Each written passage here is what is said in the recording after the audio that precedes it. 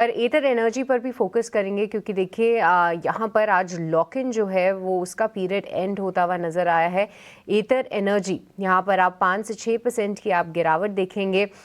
Listing को बहुत ज़्यादा समय नहीं हुआ है, इसीलिए लॉक इन जो है वो यहाँ पर ख़त्म होता हुआ नज़र आया है। पर शानदार नतीजे जो हैं कंपनी लगातार पोस्ट कर रही है, मार्केट शेयर गेन जो है लगातार दिखा रही है। पर स्टॉक में एक ज़बरदस्त रनअप भी हमने देखा है क्योंकि देखिए एथर एनर्जी का परफॉर्मेंस इतना अच्छा था, इसीलिए इससे रिलेटेड एंटिटी हीरो मोटोकॉर्प यहाँ पर भी हमने एक बहुत अच्छा मूव ऑलरेडी देखा है। एथर एनर्जी पर एक बार वत्सल आपकी राय कैसे देख रहे हैं आप इसे? देखिए क्योंकि फाइनेंशियल परफॉर्मेंस ऑफ लेट इतनी अच्छी है कि लॉक इन के बाद आई गेस 10% का इसने गिरावट दिखाई थी सुबह शुरुआत में, और उसके बाद धीरे धीरे करके स्टॉक रिकवर कर रहा है। बट क्या यहाँ से और रिकवरी की उम्मीद करें या फिर स्ट्रक्चर अब बिगड़ता हुआ नजर आ रहा है? जी मैं वापस आज लॉक इन पीरियड खत्म हुआ तो उसकी वजह से हमें गिरावट देखने को मिली है। पर अच्छी एक पॉजिटिव थिंग ये है कि स्टॉक ने अपने 50 डेज एक्सपोनेंशियल मूविंग एवरेज पे एक अच्छी खासी बाइंग देखने को मिली है। हालांकि अभी तो सेशन सिर्फ शुरू हुआ है, पूरा सेशन बाकी है। एक पूरी बात यह है कि स्टॉक में एक नेगेटिव थिंग ये है कि अपने जो 20 डेज एक्सपोनेंशियल मूविंग एवरेज था वहां पे स्टॉक में हमें एक ब्रेक देखने को मिला है, वहां से एक ब्रेक देखने को मिला है। तो मुझे लगता है 600 ये क्रूशियल सपोर्ट की तरह काम करेगा, जहां पे स्टॉक का एक साइकोलॉजिकल सपोर्ट भी बोल सकते हैं, एक 50 days exponential moving average support भी है।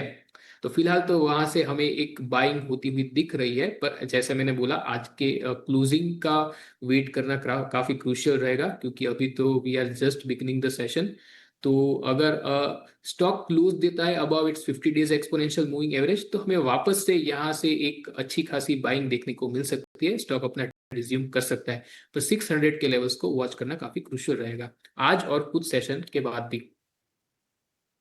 और तो स्टॉक में एक अच्छा खासा मोमेंटम तभी बन सकता है जब स्टॉक क्लोजिंग देगा अपने 20 डेज एक्सपोनेंशियल मूविंग एवरेज के ऊपर, जो फिलहाल प्लेस्ड है 664 के लेवल के ऊपर।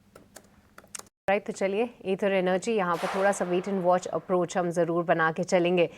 पर चलिए अब वक्त हो चला है आपको बताने का कि ऑप्शन में क्या होनी चाहिए आपकी कमाई की रणनीति। रुक करेंगे हमारे अगले सेगमेंट ऑप्शंस के चैंपियन का।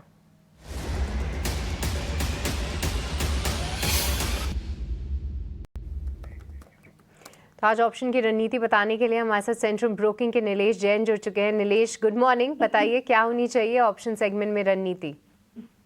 Good morning to you. देखिए यहाँ पर खरीदारी पर फोकस करके चल रहे हैं। कुछ ऑटो स्पेस के काउंटर्स में काफी अच्छा मोमेंटम हमें देखने को मिल रहा है, तो महिंद्रा एंड महिंद्रा ये पर्टिकुलर काउंटर हमें पसंद आ रहा है। अंडरलाइन में हम यहाँ पे 37 से 3750 तक की अपसाइड एक्सपेक्ट करके चल रहे हैं, इसलिए यहाँ पे 3650 का कॉल ऑप्शन लेने की सलाह होगी, जो फिलहाल 80 रुपीज पर ट्रेड हो रहा है। स्टॉप लॉस रखना होगा 64 का एंड अपसाइड टारगेट होंगे 105 एंड 130 के। इन टर्म ऑफ रुपीज अगर हम देखें तो यहाँ पे जो रिस्क अप्रोक्सीमेट पर लॉट का है वो 4000 का है, रिवॉर्ड यहाँ पे 9000 के बनते हुए नजर आ सकते हैं। तो ओवरऑल हमें अंडरलाइन में महिंद्रा एंड महिंद्रा के कॉल ऑप्शन में अपसाइड में 105 से 130 तक की अपसाइड देखने को मिल सकती है, इसलिए यहाँ पे कॉल ऑप्शन लेने की सलाह होगी।